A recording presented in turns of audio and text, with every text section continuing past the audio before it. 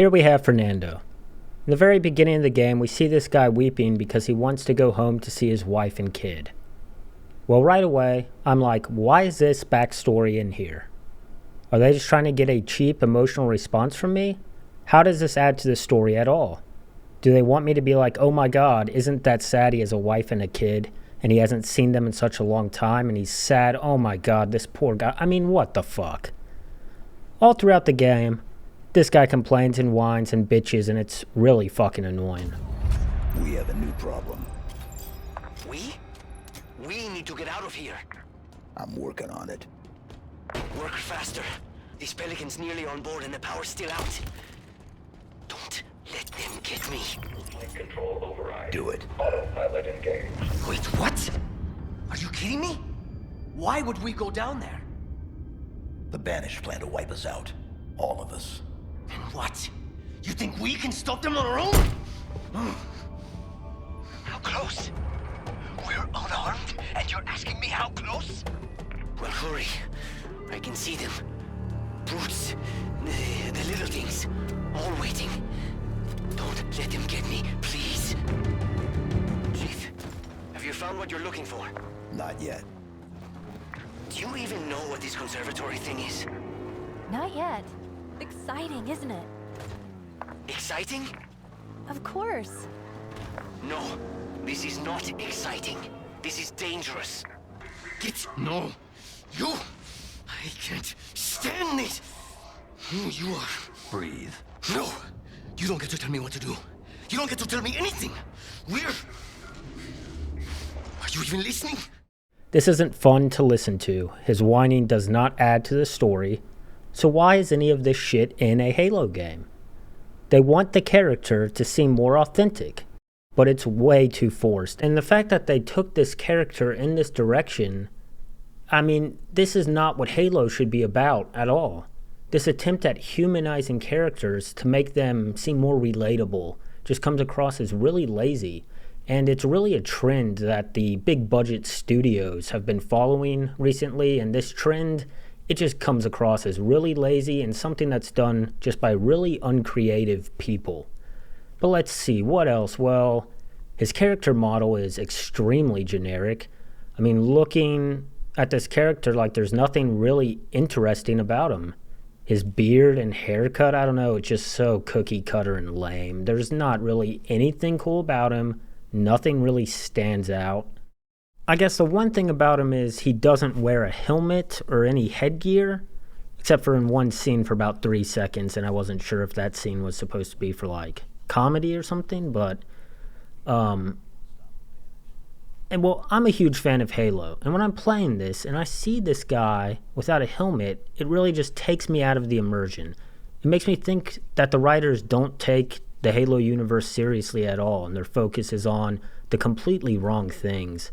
I know not wearing a helmet is a small thing, but there is just nothing interesting about this guy, and that's the one thing that stands out, so I'm going to talk about it. I mean, to show his face at all times is a design decision that somebody at 343 made, and I think it's obvious why they did it. The designers think that by having this guy not wear a helmet, then he will be more relatable because we can see his human face, when all it makes me think is this character is a fucking moron for not wearing a helmet when he's in a war zone where he could be easily killed. It just breaks the fucking immersion. And it's not like there's anything cool about his face, it's just a generic-ass face. It's just uninteresting. I mean, if you're gonna have a generic-looking guy that doesn't wear a cool helmet or something, like, wouldn't you want to make him interesting even in the slightest? I mean, here's a popular character from earlier Halo games. He doesn't wear a helmet, but do you notice anything about him that stands out? Anything at all? Yeah, well, even something as small as a cigar can add just that little bit extra and can be so much more interesting than nothing at all. Well, let's be real, 343 would probably never, ever have a character this cool in any of their games anyways, since they make Halo now for the children and can't be showing things like smoking or things like this. bugs out to the middle of nowhere to keep them from getting their filthy claws on Earth. But we stumbled onto something they're so hot for that they're scrambling over each other to get it. Well, I don't care if it's God's own anti-son of a bitch machine or a giant hula hoop. We're not gonna let them have it. What we will let them have is a belly full of lead and a pool of their own blood to drown in. Am I right, Marines? Sir, yes, sir!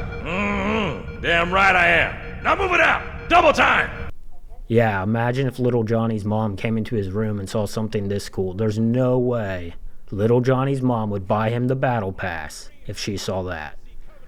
Well, anyways, that's a different video altogether, really, but... So let's continue by comparing this fucking loser to Echo 419, the pilot character in the first game, Halo Combat Evolved. Anybody reading me? Repeat. Any UNSC personnel respond. Roger, Echo 419. This is Fire Team Charlie. We read you. Is that you, Foe Hammer? Roger, Fire Team Charlie. Good to hear from you. Foe Hammer, we need transportation to the command shuttle. I'm on my way. Look, more lifeboats. They're coming in fast. If those lifeboats make it down, the Covenant are going to be right on top of them. Foe Hammer, we need you to disengage your Warthog. The Master Chief and I are going to see if we can save some soldiers. Roger, Cortana. This is a pilot character, one whose face we never see. Well, you can see it indirectly if you look into her Pelican, and her face is always obscured by a helmet, if you do look into it. We aren't told her real name. In-game, she is referred to by her call sign Echo 419 or her nickname, Foe Hammer. So once again, this is a character who we never talk to directly. We don't know her real name. We don't ever see her face. Yet Echo 419 is infinitely more interesting than this clown. Not only is she more interesting, but Echo 419 is also more human and more relatable. She's reliable, level-headed, she's cool under pressure. She creates that fantasy in the player's head of, if I was a pilot in a war against aliens, I would want to be like her. And as you're playing the game, it feels like she is doing things in the world that are vital to help the story progress. I've spotted additional lifeboats in your area. One near the cliff edge, and another near the head of the river. Hard to see from my altitude, but it looks like there are more survivors. Acknowledged. We're on our way. She picks up stranded Marines you rescue. She picks up Chief and the squad for evac. She brings you warthogs, weapons, and reinforcements in the middle of battle. She helps sell the realism and the immersion. When your fellow Marines are all taken down, she will come in hot with reinforcements. Look at this scene here from Halo Combat Evolved. This is so fucking badass. Cortana to Echo 419, requesting reinforcements at our position. Foe Hammer here, Cortana. I read you, but you're inside the Covenant ship. I'm not sure I can... Lock onto my signal and approach fast and low. There's a shuttle bay on the ship's starboard side. Roger, Cortana. Echo 419 on approach.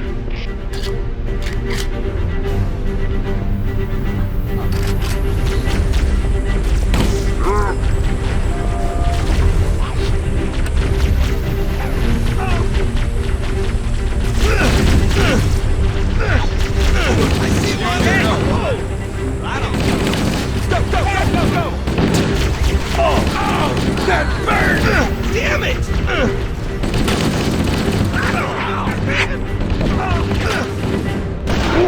When you're in the middle of playing the game and you see this shit happen, especially for the first time ever, it's just like, holy shit, this is so sick.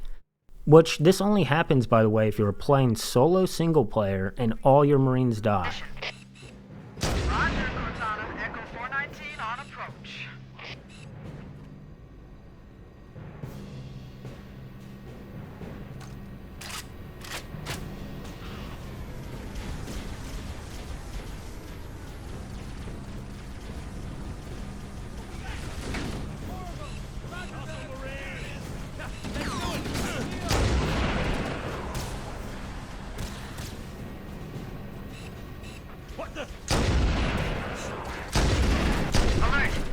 And you know, it's the little things with Foe Hammer's character. Like the beginning of the Silent Cartographer, when right when you land on the beach invasion, she yells this. We're approaching the LZ. It's gonna be hot. Get set to come out swinging. Touchdown! Hit it, Marines! And then as you kill the Covenant on your beach, you're once again greeted by Foe Hammer. Affirmative. Echo 419 inbound. Somebody order a warthog. Hey, I didn't know you made house calls, Foe Hammer. You know our motto. We deliver.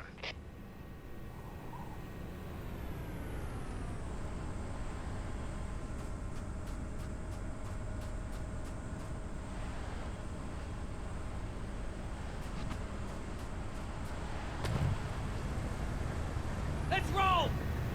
She feels like a vital part of the team. She's a great character and a great pilot. She says cool military jargon because she is a badass space marine. She makes it feel like Halo is in this universe that has existed for a long time. And yeah, maybe if you look at her character story through the lens of an author or a movie screenplay writer, you could say, well, the character's shallow because such and such, but this is a game. And stories and characters in games are not told the same way as other forms of media. To me, there's no better way a character like this could be written for a video game. To Echo 419. Come in, Echo 419. Roger, Cortana. I read 555. The Pillar of Autumn's engines are going critical, Foe Hammer. Request immediate extraction. Approach the crash site and be ready to pick us up at External Access Junction 4C as soon as you get my signal. Affirmative. Echo 419 going on station. Echo 419 to Cortana. Things are getting noisy down there. Everything okay? Negative. We have a Wildcat destabilization of the ship's fusion core. The engines must have sustained more damage than we thought. Analyzing. The player forms a relationship with her from small interactions during the gameplay, not from some big wannabe emotional cutscene. And you know what? I think any fan of the first Halo game will tell you this moment right here is one of the saddest, most emotional moments in the whole series. Wait, stop. This is where Foe Hammer is coming to pick us up. Hold position here. Cortana to Echo 419. 2 Covenant Banshees are approaching on your 6. Evade. Say again, evade. I'm hit! Mayday! Mayday! There's one bunch of shot to hell! I can't hold her! I can't hold her! Echo 419! She's gone. Calculating alternate escape route. You want to make players relate to or feel something for your characters? This is how you do it. You don't do it by making them funny or quirky or whatever the fuck is the modern trend these days. She isn't written like the writers are trying to write a funny Marvel movie. She's written like the devs are trying to make a cool pilot character.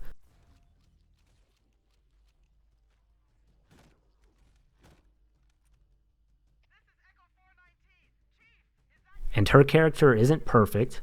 There are times where in game Cortana calls for retrieval and Echo 419 says, I can't pick you up right now, sorry. And that makes sense in the universe of Halo. This is a fight humanity is losing. When you're outgunned and outmanned, yeah, there are going to be times when in the middle of the battle she won't be able to just swing on in and pick you up. There's a large tower a few hundred meters from your current position. Find a way above the fog and foliage canopy and I can move in and pick you up. But the reasons aren't because she's a little titty baby and wants to go home. It's because she will get blown the fuck up if she attempts to fly in at those moments. And she doesn't bitch and complain about it, she just tells you how it is.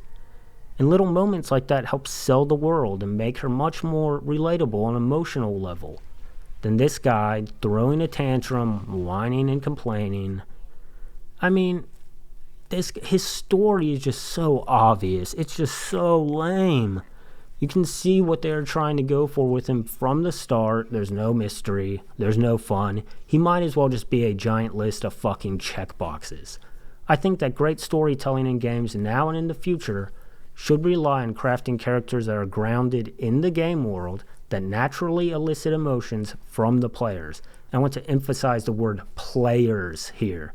Not people sitting on the couch watching the players. Not people watching the players on their fucking stream. Not the developer's boss that doesn't even play fucking video games, who just wants to see something cool from the couch, but the players that are actively playing the game. Not this. I'm not you. I'm not a pilot. I'm not even a soldier, a Marine. And his big emotional moment is just this lame confession of, oh, I'm not even a real pilot, boo. I mean, just shut the fuck up. You're flying the Pelican in the game. You've been flying it since the start of the game. You're the fucking pilot. Everyone playing knows nothing is going to happen with him. And sure enough, nothing happens at all. At the end of the game, he's in the exact same situation as when he started. So, like, what can you even do with this? So, what does he even do in the game besides bitch and complain? Like, you can go to these bases and press a button and he'll drop off a warthog or whatever. Okay, that's exciting. He drops off a warthog when I'm nice and safe at the base. Cool. Let's see, what else? What else about this? Oh, he has a wife and kids. He wants to... Just shut the fuck up. I don't care. It just makes me cringe. I'd really like to ask the writers of this character, like, why? Like, you have this huge Halo universe to explore creatively, and this is the character you wrote.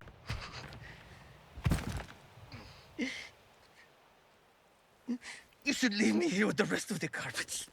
A character with a backstory that's so generic, it could just slot into anything. And all this character is his backstory. I mean, it's just so fucking bad. I think the way Fernando is written and designed just shows how far gone 343 is and how out of touch they are with Halo.